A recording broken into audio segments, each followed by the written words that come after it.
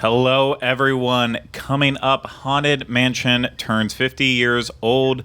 The Main Street Electrical Parade returns to Disneyland Park, and Morgan's going to share what we should expect at this year's Oogie Boogie party at Disney California Adventure. From the Bob Varley Studio and points around Southern California, this is the Disneyland edition of the Diz Unplugged.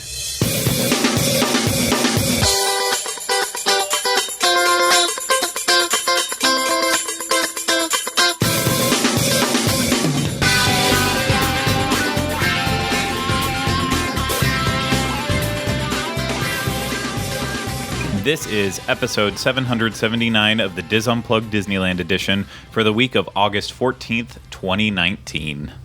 The Diz Unplugged is brought to you by DreamsUnlimitedTravel.com, experts at helping you plan the perfect vacation. Visit them on the web at www.DreamsUnlimitedTravel.com. And also by Disboards.com. Join over 1 million Disney fans discussing their Disney vacation, the latest news, rumors, and so much more. Visit Disboards.com and join the discussion today.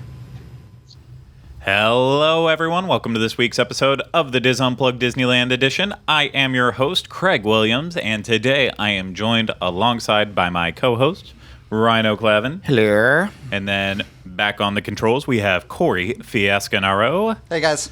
And then from Fresno, California, we have Tom Bell hiding in a cave. In the shadows. Yes, sorry. He's in the shadows. No, you know what? Do you know what the lighting is he has right now? It's Morticia Addams. Yes, when she's coming out of the shadow. Yeah.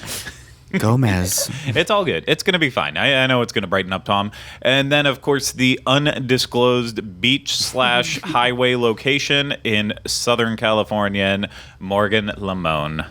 Hi. Hello. Yes. So it's going to be very tough once we get to the end when Morgan gets to share so much about what she got to see at the Halloween preview at Disneyland. But she's the only one who saw it. So unfortunately, she's going to have to try to muster through that after traveling sickness that she currently has. But it was sorry if I cough. it's going to be okay. That's why you can mute your microphone. So it's all good. I'm joking. It's a half joke. Rhino, save me. Thank you. I don't think your in the shadows joke was appreciated enough. I'm giggling about it still. No, it wasn't. But that's okay. That wasn't. But no, it's good. We're gonna have a good episode. I'm gonna tell you right up front that we're probably going to be a little bit exhausted here. Of course, we're just coming off of our big Dreams Unlimited Travel 20th anniversary party that everyone in this room was in attendance for, and everyone but Tom, and much to his chagrin. So while we all just got to meet lots of people and play and screw around, Tom was just stuck working, and we missed you. So Thank you. Keeping the wheels on the bus. You did. So thank you for that. But no, we missed you, but we still raised a whole bunch of money for Give Kids the World, I believe, over $85,000. So thank you to everyone who came out, regardless of whether you watch this show or the Walt Disney World edition, Universal, any of them connecting with Walt, all of those are all really good shows. And regardless of how you found out about the Diz, I was at home bidding and getting outbid. What were you trying to win, Tom? Okay, so there was a signed picture of the kid from The Sandlot. Oh yeah. Because you said he looked like West. When he played catcher, looked like the kid from The Sandlot, so I was trying to bid on that. Yeah. Oh.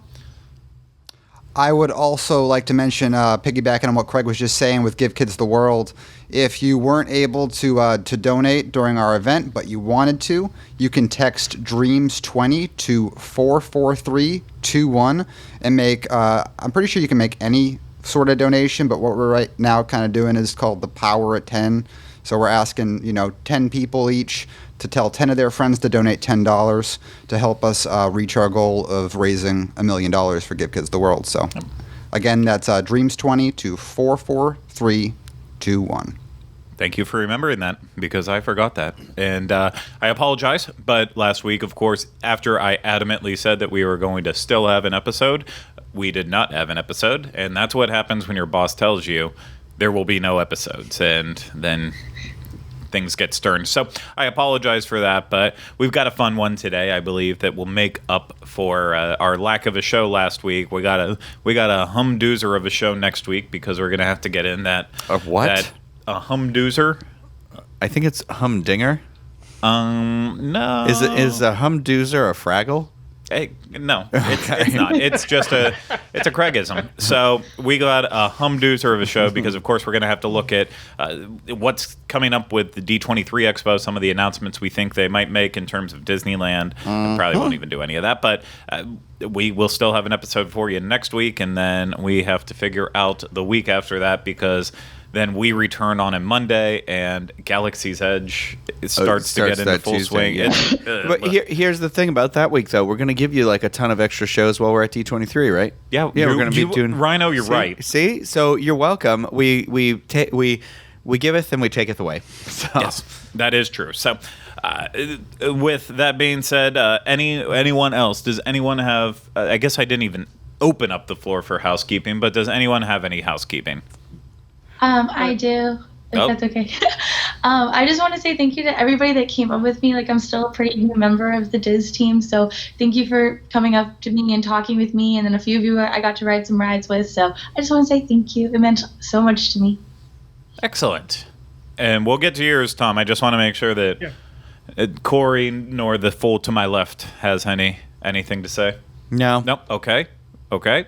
Tom, what's your housekeeping? I already know it. I assigned it. Surprise, Craig. So for those guests waiting to book their 2020 Disneyland packages, where you put your hotel and your ticket all together in the same package, those are available now for booking. The package looks very similar to last year. You're either at a Disneyland hotel or a Good Neighbor hotel. But benefits are similar. You get the luggage tag, the pin and lanyard set. You get a discount savings card that's good, like at some of the downtown Disney merchants. You have $5 off at Splitsville. New this year, though, and this one's kind of intriguing, you get 15% off the Walk and Walt's Footsteps tour at Disneyland Park. Whoa. Which is, so I don't know why they're trying to promote that this year, but that's... Could it be because it's the 65th anniversary of Disneyland in 2020? I guess, if you did the math, but yeah, that could be it. I mean, if there's no other way to celebrate 65, Right. I mean, Right. 60 was kind of a big Sure. deal. Yeah. 65 doesn't seem like that much afterwards, besides a Starbucks mug and maybe some merchandise here and there on the day of. But, Some pins. yeah. So call your or get a hold of your friendly Dreams Unlimited travel agent and book those 2020 vacations. Yeah, you were about to say call your Dreams Unlimited travel agent. Like, they don't give out Edit their that phone part numbers. Nope, I won't. Now, some of our agents will give you their phone numbers. Others are still in the shadows alongside Tom. In the shadows. They don't have phones. They don't believe in phones. It's only carrier pigeon. Exactly. But thank you, Tom. Go out. What? Tom is. I'm sure he might have something to say, but he froze for a second here. Are you back? Yeah. Were you saying something? No. Okay, fair enough. Fantastic. Well, I believe that will do it for housekeeping. Go out, get your Disneyland 2020 vacation packages, courtesy of Dreams Unlimited Travel. That was a dumb way to say it. They will not give it to you as a courtesy, but they will book it for you as a courtesy at no extra charge. You will just have to pay for what the vacation package costs. And that... Yeah, this is what happens when you say words that are wrong. They're all going to come and say, Craig told us that we get free vacations courtesy of Dreams Unlimited Travel.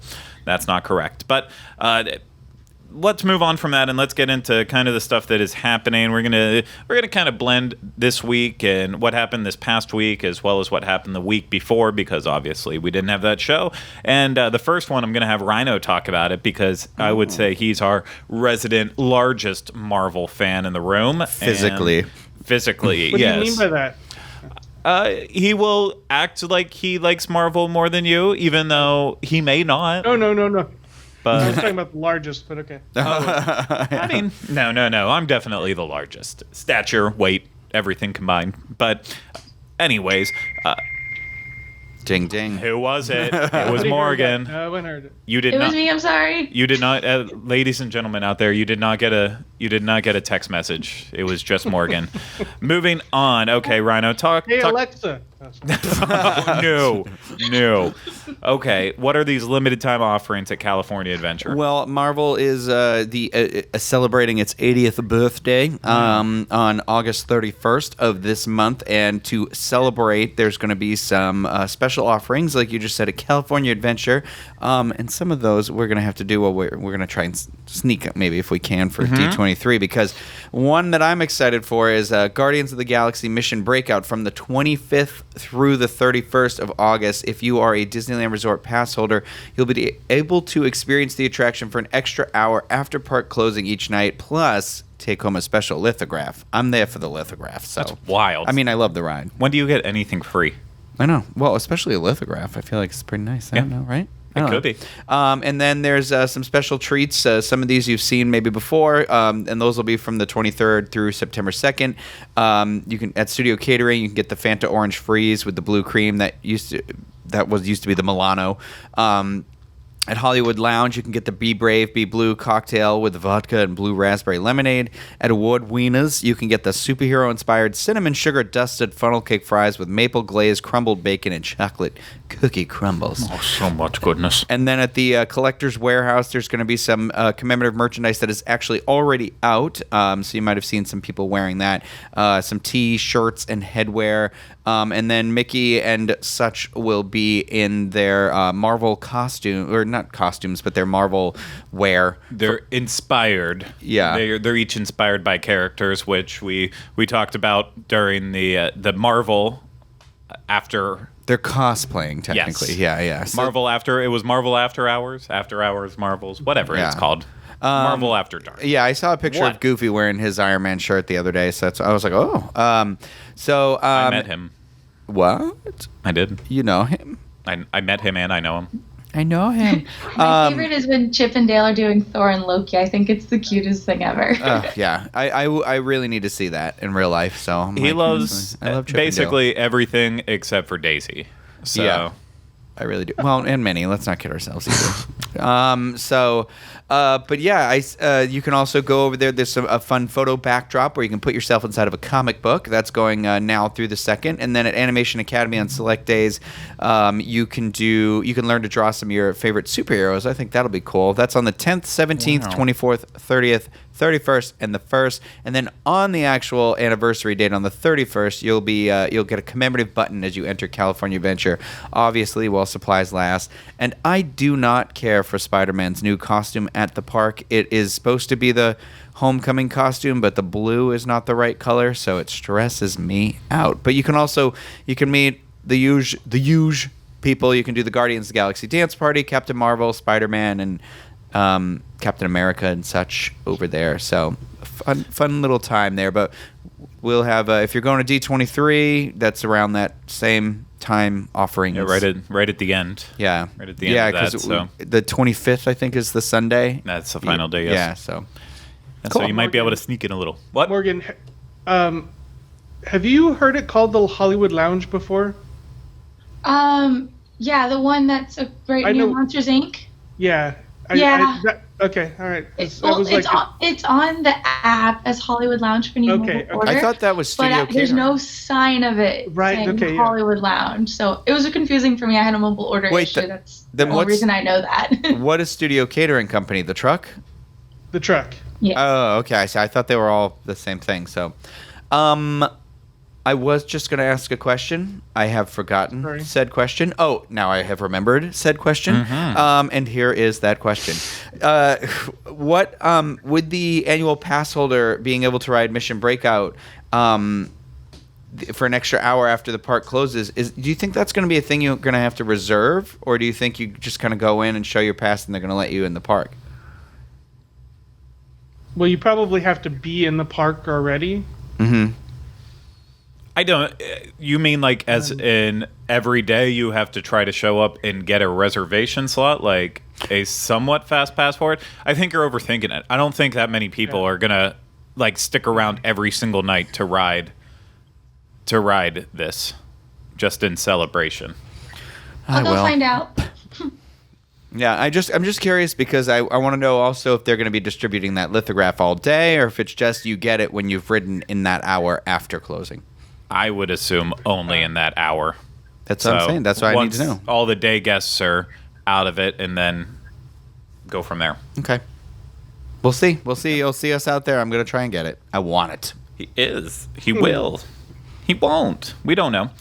Anyways, moving on, we're going to talk about our next exciting story. And by exciting, I mean it's not very exciting. So I apologize in advance for it, but we got to get a little Galaxy's Edge talk in here every single time. You know that. Oh my gosh, that is exciting. It is exciting, and could be unnecessary, but definitely exciting. And that is that Disneyland has added the 14-day advance reservations for Droid Depot inside Galaxy's Edge, of course. So you can book this through the activity. You can book the activity through the Disneyland website, which can be accessed directly or through the Disneyland app. And of course, you need your valid credit card for booking the experience. And the droids start at $99.99 each, and you can have 2 people inside.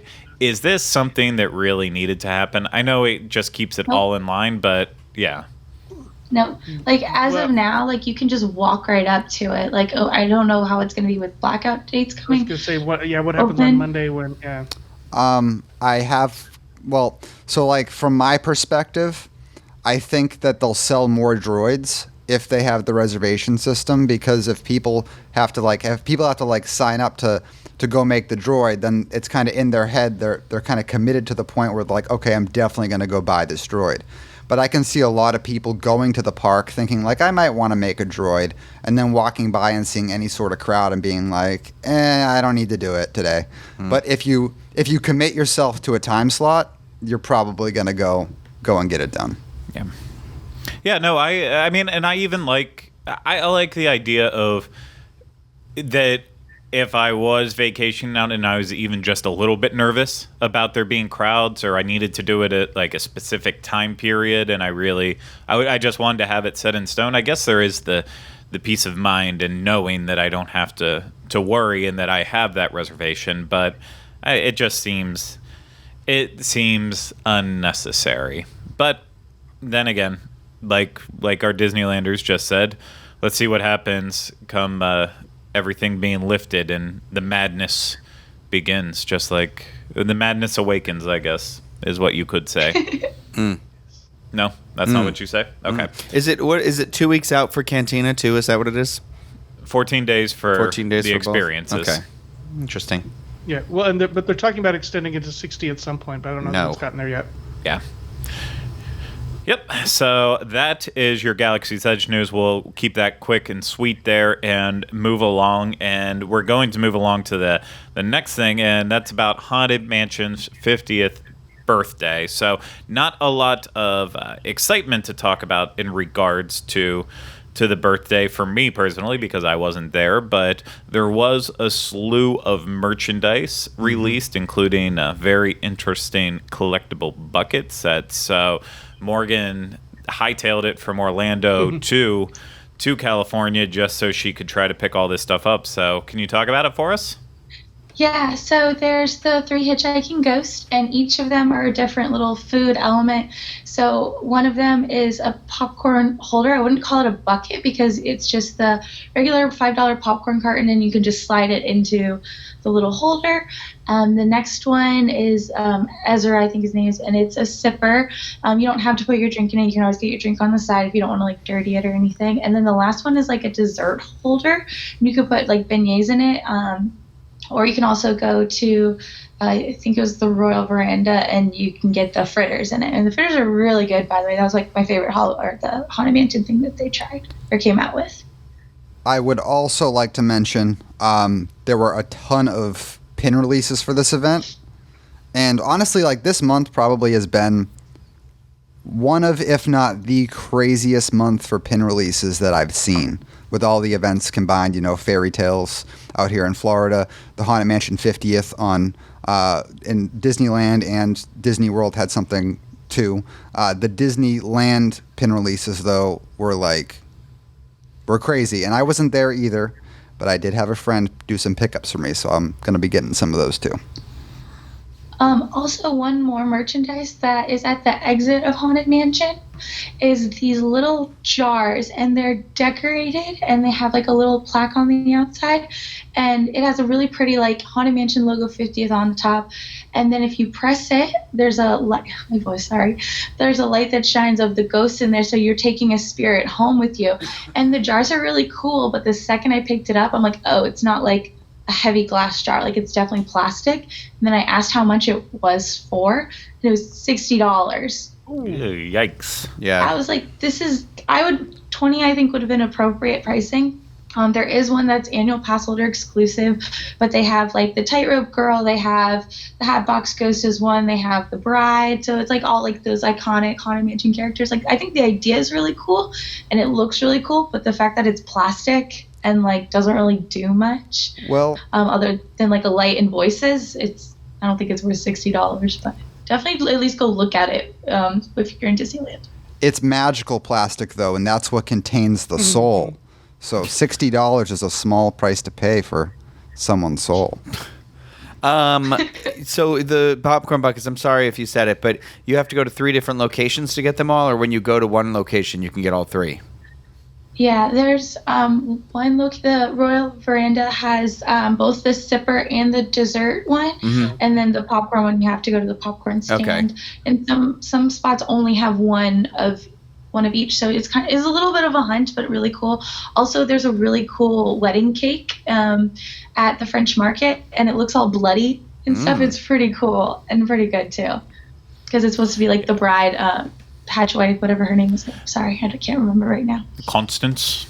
Yeah, that cake looked pretty awesome. I will, if it's still available when we're there, I would enjoy a slice. With that midnight julep that I want to try too. Yes, that's still there. Yes, we did talk about the midnight julep, you and I together privately in the dark, and it was romantic. Yeah, these popcorn buckets are pretty neat. So even though, our Haunted Mansion out here in Walt Disney World doesn't celebrate its 50th anniversary until another 2 years from now in 2021, I would not be surprised if these are definitely recycled in a couple of years. But that will still not change the fact that I will, if they're still around while we're out in California, I'll stand in front of them for about an hour each and just try to decide whether or not I really want them. Oh, should I get it? Should I not get it? And I'll be like, yeah, get it. And then you'll be like, no, I hate myself. Why did I get this? Well, it'll be you shouldn't have got it. It'll be like the Dumbo one, which I'm like, yes, this is perfect. I'm here. I'm one of the first ones with these.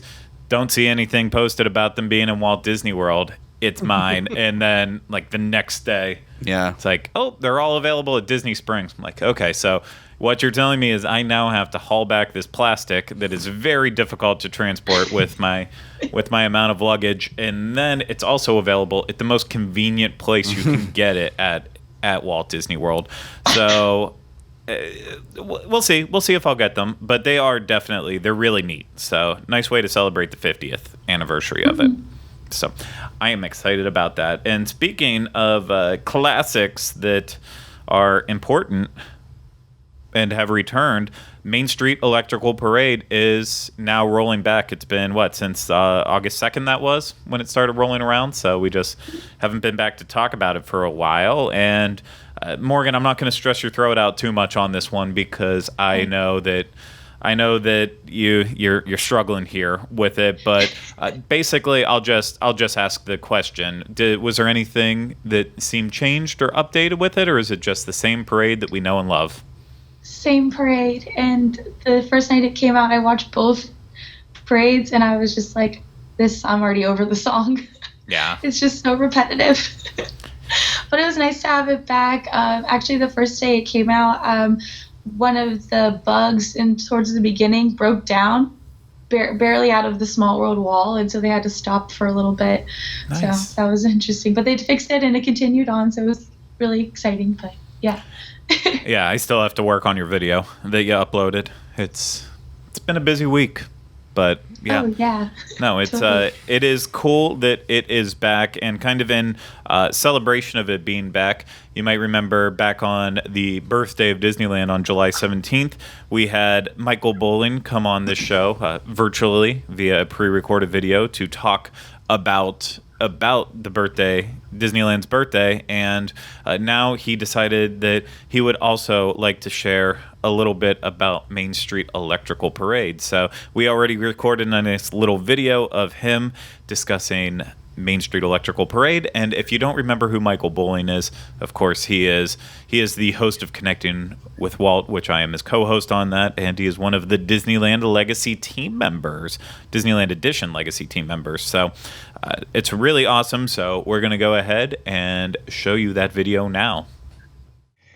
Hey there, hi there, ho there, Disneylanders.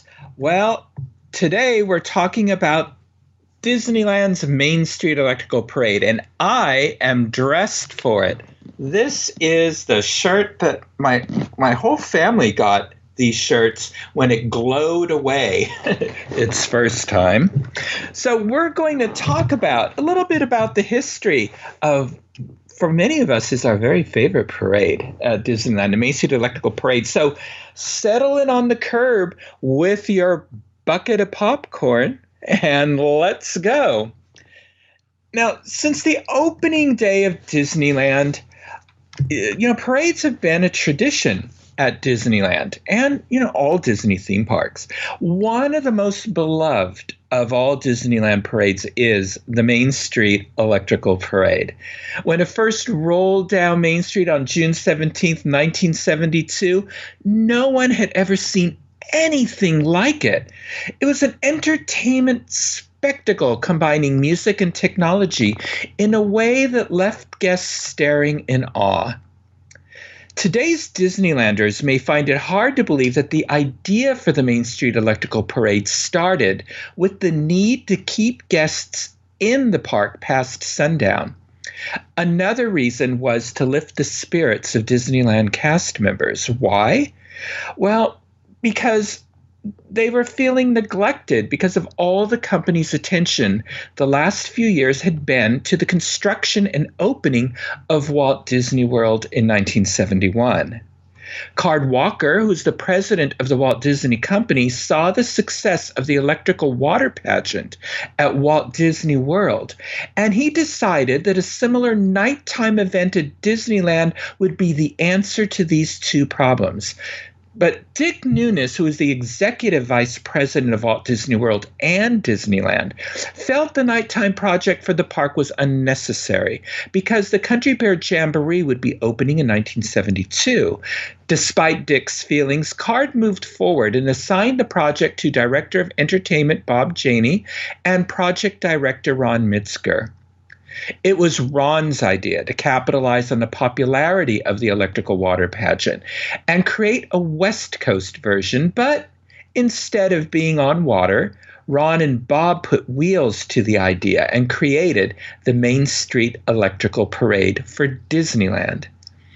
It was almost a literal translation of the electrical water pageant because the first Main Street Electrical Parade for Disneyland was mostly a series of flat screen-lit images like the elephant train floats and American flag finale float being pushed or pulled down Main Street by cast members. The few dimensional floats were the Casey Jr. train, Mickey's large drum, and the Whirly Bugs, because all those floats existed from past parades, and they were simply fitted with lights. The Blue Fairy, who would lead the parade, was the only new dimensional float. One of the many problems that come up was how to power these street floats. Powering the electrical water pageant was easy because the generators were on the lake. However, it wasn't as easy for a parade on wheels. When Card Walker was notified of this challenge, he gave a deadline of 1 week to come up with a solution. The park maintenance department offered the help of one of their electrical engineers, Jerry Hefferly, to come up with a workable power source. The Walt Disney Studio had recently purchased a brand new type of battery called nickel-cadmium batteries, commonly known today as NiCad batteries, for lighting and other various film productions. Jerry believed, based on his calculations, they were more efficient than existing car batteries and would solve their power issue. He determined if they ran the parade in one direction, they could recharge the batteries and do a second show in the opposite direction. The next problem was to find the right music for the parade. From the very beginning, Bob Janey wanted calliope music. However, Ron's team wanted something else, and a member of that team, Jack Wagner, who had been responsible for finding all the background music for Walt Disney World, was given the challenge of finding alternate music samples. Jack Wagner, in addition to him being responsible for finding the music, had another distinction. He was nicknamed the Voice of Disneyland. Jack's voice was not only heard over Disneyland's public address system for parades and special events, he also did a lot of work for the attractions. Jack also had one more responsibility with the Main Street Electrical Parade.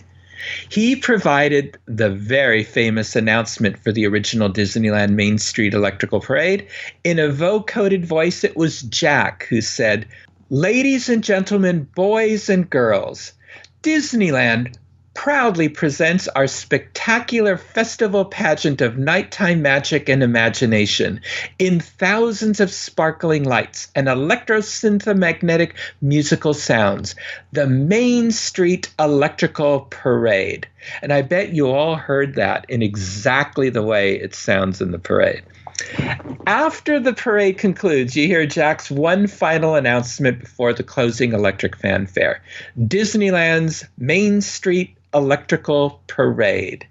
Jack found a number of musical samples he believed would work for the parade. They met in Bob Janey's office, and Jack played each music sample. Ron, music director Jim Christensen, and others agreed that there was one piece that was better than the rest: Baroque Hoedown. The music had been created electronically, something totally new at this time in the music world. The electronic sound and its quick, catchy melody were infectious. Planning for the parade took place January and February of 1972. Construction of the floats had to start quickly if they wanted to get the parade up by the mid-June deadline. Relying on their working knowledge of their lights, they contracted Silvestri Light Company of Chicago, who was manufacturing the tiny lights for the floats, in the beginning of March to also handle the construction of the floats. With regular updates, the team found that the construction company was falling far behind schedule and threatening to delay the parade's debut at Disneyland. It was decided to bring the floats to California for completion. Large circus tents were erected backstage at Disneyland, and a large crew of electricians, carpenters, and others were hired to begin work on the parade unit pieces after they arrived by a fleet of 14 moving vans from Chicago. Once the fleet arrived, crews worked around the clock on the floats. Most of the scheduled rehearsals with the performing cast were canceled to allow more work hours on the units. Of the two rehearsals that did take place, the first was a complete disaster. Some of the units fell apart. One unit crashed into a building on Main Street, and 2 horses fell under the weight of the lighted banners they were carrying. The electricians and other crew members were determined to get this parade done and open on time. They were still working on the floats right up until the moment it premiered on June 17th, 1972. As the floats were readying to move from backstage to Main Street, the lights on the units were lit for the first time. Dozens of electricians were still working on the lights and hopping off just before each unit went through the gates into the view of the guests. Ron said, "The sight of that happening was like people jumping ship prior to its sinking. Fortunately, the parade was an instant hit." The Main Street Electrical Parade would become the longest-running parade in Disney theme park history. It's also one of the largest Disney parades, consisting of 23 floats, 80 performers, with more than 500 miles of lights, the audio, and the float movement. It takes more than 27 tons of batteries to present the parade every night. That energy could power 32 homes. The Main Street Electrical Parade has dazzled generations of families. Parents who first enjoyed the Main Street Electrical Parade as children in 1972 brought their own children to Disneyland to be awed by the magic of thousands of sparkling lights and electro-syntho-magnetic musical sounds.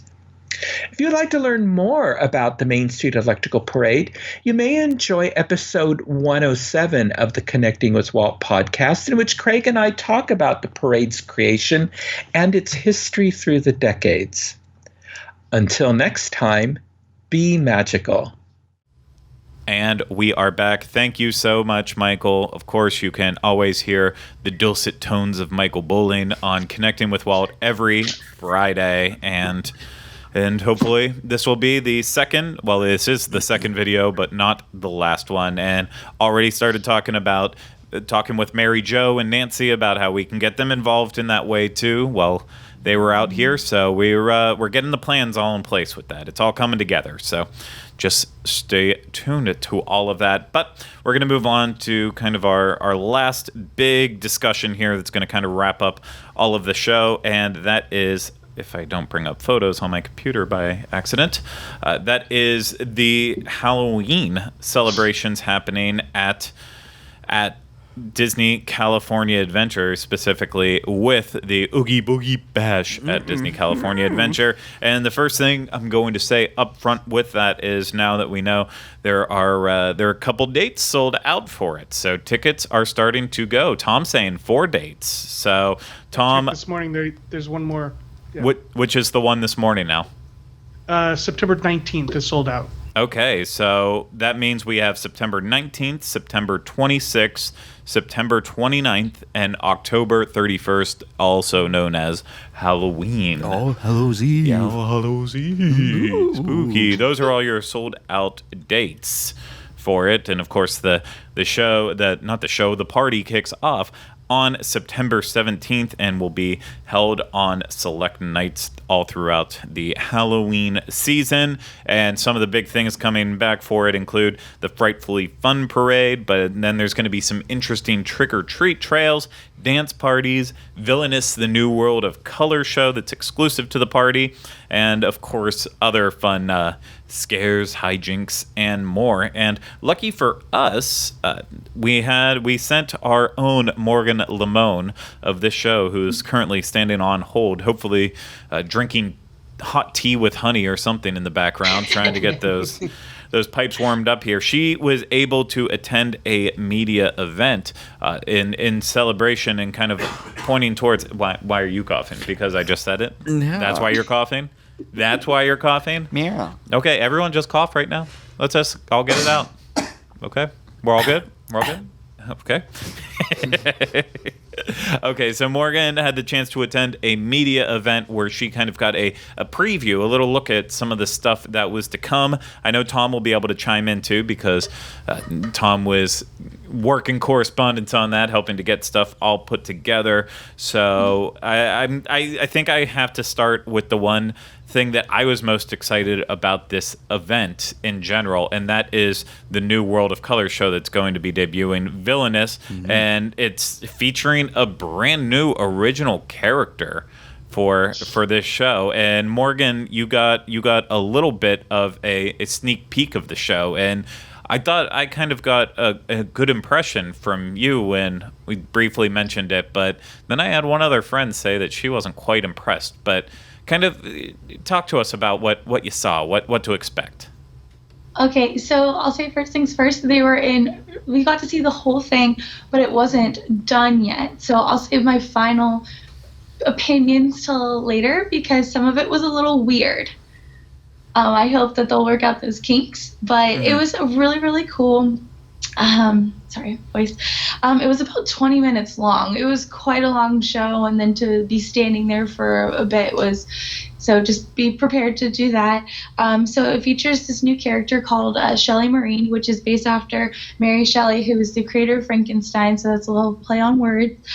So what she does is she steps through, or she can't decide if she wants to be a villain or a princess, because she's a little bit like the odd person in school, and so her mom wants her to embrace that, and so she gives her the option, like, you've been a princess this whole time, do you want to be a villain? And so to learn about being a villain, she steps through this magic mirror and goes from 2D to three-dimensional. I don't know if that's the right way to say it. Yes. But she runs into the Evil Queen, Ursula, Dr. Facilier, Hades, and finally Maleficent.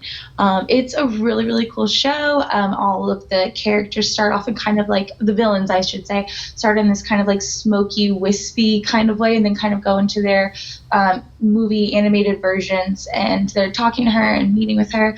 So there's always kind of like two parts to every villain. So one of it is just like their classic song and how they would sing it in like their original movies, and then it kind of goes into like backup singers kind of singing it. For example, like Ursula, her poor unfortunate souls, the little seaweed looking souls that she has, like take front and center and become like a boy band and start singing, which was a little weird. Okay, that was the exact part of the show that I heard bad criticism about, was that exact moment. Yeah, it's a little odd. Like, another girl I made friends with at the beauty event, we just kind of looked at each other like, what is this? So, like, half of each villain part is really good. I hope that they fix it before they actually present it to the public. But, yeah, it's pretty cool. Oogie Boogie is, like, it starts off like Oogie Boogie telling the story of this little girl. She doesn't speak at all, but she definitely is very expressive.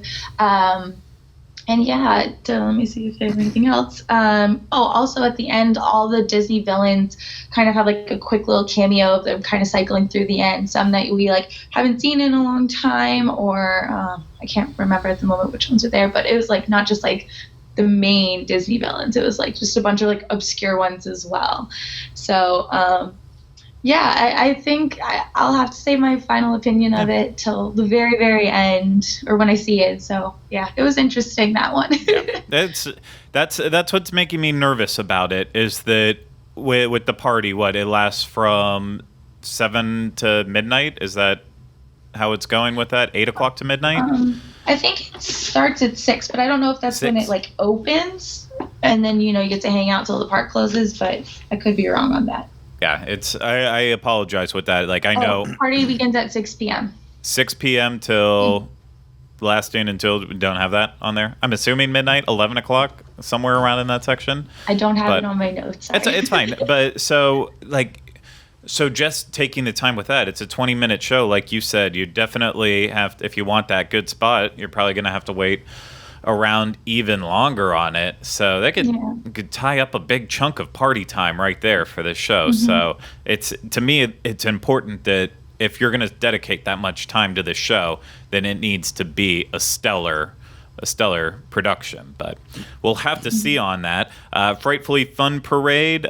Tom, what are we expecting the parade path to be on this one? Where's it rolling? Is it going to take the Paint the Night way? Or there's construction with that. I'm assuming it will. I just lost your picture. There we go. It usually comes from. Oh. Yeah, that's what. Yeah, okay. No, it should come from Paradise Pier, right next to Paradise Gardens, around There's a side gate to the left of Guardians of the Galaxy that'll go out. Yeah. Yeah. That's where it usually goes out. Yeah, when they it could be. Yeah. Okay. I don't think there's any construction in the way right now. Mm-hmm. Okay. Well, hopefully not then with that. And there's no changes happening to the parade this year besides, is there? They're adding the Cheshire Cat character. Okay. That's nice. Yeah. Sorry, Rhino and I were making jokes about the Cheshire Cat before we started recording the show, but we didn't actually read the type where it said that The Cheshire Cat will be added. The photo they had with it is so creepy. He's just like, hello. It looks like you'd find it in your neighborhood where they're like, watch out for this questionable fellow. Avoid the playgrounds if he's seen lurking. I've seen that Cheshire. Oh, go ahead. Sorry, you go first. That we've seen the actual interactive fur character of Cheshire Cat before, so. I've actually seen him in Tokyo, and he's a really, really cute walk-around character. My best friend loves a Cheshire Cat, so she's like really trying to make it out to this party, literally just for him. So it's actually pretty cute in person. But yeah, that picture was a little like creepy, the one that they promoted. So he's the character that they were saying hasn't been seen domestically before. Yeah. That was a surprise coming into this. Okay, that makes a lot more sense now. Excellent for that. So with that nice long parade route, I would say it's safe to assume that there's not going to be very many problems being able to get a spot for this parade. So they did say that they might shorten Maleficent because of like the cables near Hollywoodland and stuff like that, but no real changes are happening to the parade. Okay. Well, moving along, the Mickey's Trick and Treat. That's the show that's in the Disney Junior Theater. Was there anything special said about that, Morgan?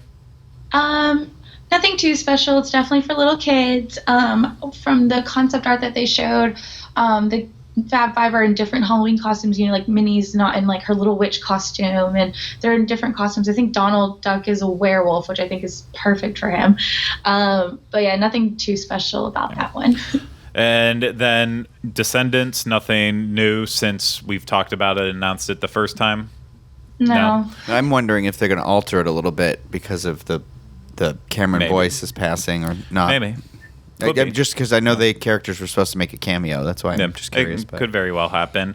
Really quick about the dance party. So it's not like your typical dance party where like characters just come out and you dance. It's actually like a show, which I think is cool. So what I think it's going to be like is very similar to Guardians of the Galaxy, where it's kind of like a little show with like Gamora and Star-Lord, and then it transitions into a dance party afterwards. So I think that's kind of what it's going to be. So I'm kind of curious to see it, and I'll definitely check it out while we're there.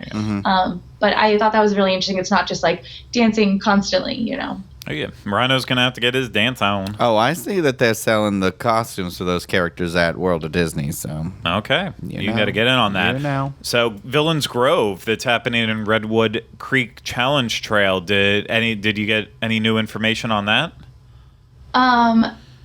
I'm actually the most excited for this part. Okay. I was super skeptical about it coming over to California Adventure, but when they talked about the Villains Grove, and so the whole story is like Oogie Boogie cast a spell and he summoned all the villains, and he summoned them through Redwood Creek Challenge, and they went through this portal, and as they're coming through the portal, their magic came with them, and so there's little elements and areas where each villain, it's just really cool. So, example, like Frollo, there's going to be like projections of stained glass windows, and there's going to be really ominous music, kind of like churchy kind of music to go with him. Maleficent is going to have projections on the waterfall of like vines climbing up the waterfall and breaking rocks and stuff. I think one of the coolest things is Scar is going to have his own little area near that cave part, and it's going to be the elephant graveyard, and then kids can bang on these interactive drums, and then like acid yellows and acid greens will shoot up in the sky. I just think this is going to be really, really cool. It's the closest thing I think Disney has to like a maze or a haunted maze. So yeah. I don't think there's going to be any character appearances in that, but it's just going to be a really cool walkthrough. There's a couple other characters, but those are just the really, really cool ones. So I'm excited about that. No characters? I'm pretty sure it's no characters. Oh, okay. That's the impression I got as well from reading about it and hearing other people's thoughts on it. It sounds like it's just going to be a very visually and using all of your senses in a way, giving you that experience, but not with. Because if there were characters, then everyone's going to want to stop and take photos with the characters, and this is going to turn into a 4 hours experience with all of that. So, but then finally wrapping up with the experiences in there, the treat trails that we had heard about would be themed to like the Mad Hatter from Tim Burton's Alice in Wonderland, and then there'll be like an Oogie Boogie display of some sort. So there's that. Any new information besides what they originally announced? Just there's going to be 10 treat trails, and each is themed like a different villain.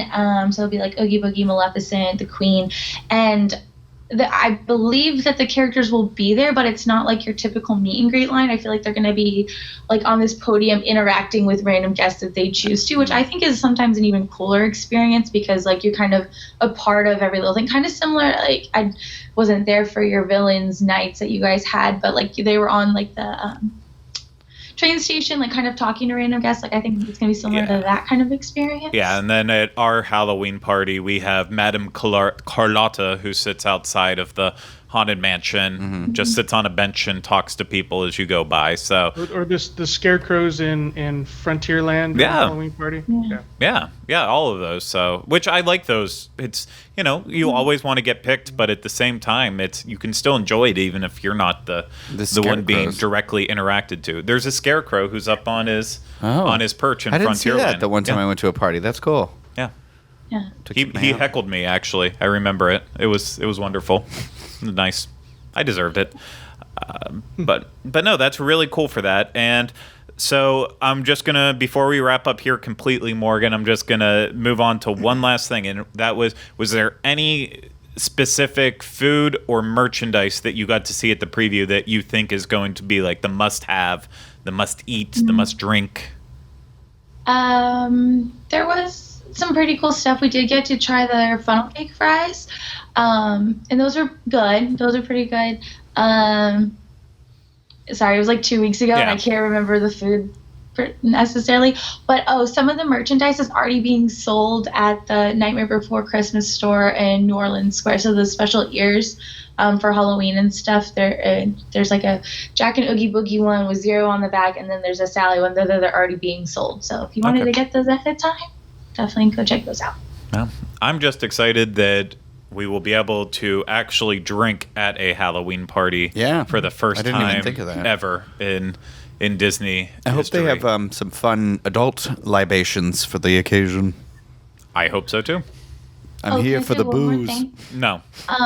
No. So Carthay Circle is actually going to have projections, and it's not necessarily like a show. It's kind of like you just come up at different times, and it'll change to different characters and stuff like that, and like Maleficent's vines climbing up again, or Oogie Boogie on the side. So definitely keep stopping by and checking that out. It's going to be an all new soundtrack there. Oh, and also the cast members have new costumes for the Oogie Boogie Bash, and I think they look pretty cool. I got to see them in person. Excellent. I am very excited for the Oogie Boogie Bash, a Disney Halloween party happening at Disney California Adventure. Again, the dates that are sold out are what we said earlier with it, September 19th, as well as Halloween Day, September 26th, and September 29th on there. Still plenty of other dates available, and tickets range from $110 to $145 with tickets discounted tickets being available for annual pass holders on some of the nights. So make sure if it's something that you're interested in, you start getting those tickets, because slowly they're going to start selling out here, and you don't want to miss out. That would be a shame indeed. But thank you so much, Morgan. I know we really pushed your voice to the max on this show, but thank you. It's okay. I love Halloween, so I'll talk about it. Good. And I'll just say thank you to everyone. Thank you, Tom. Thanks for being our rock. Awkward enough. Okay. There we go. Okay. I don't know what was Thanks, happening. Fiasco. Yeah. Thanks, Rhino. You're welcome. You both were here, too. Yeah, well, I don't know. No, and thank you, actually, first and foremost, to everyone out there for listening and watching. We hope you did enjoy it, appreciate it, all of that, because we appreciate you, and we'll be back with you next week for another episode of the Diz Unplugged Disneyland Edition. But until then, remember what Tom Bell already said before in the past: Disneyland's best shared with popcorn and friends.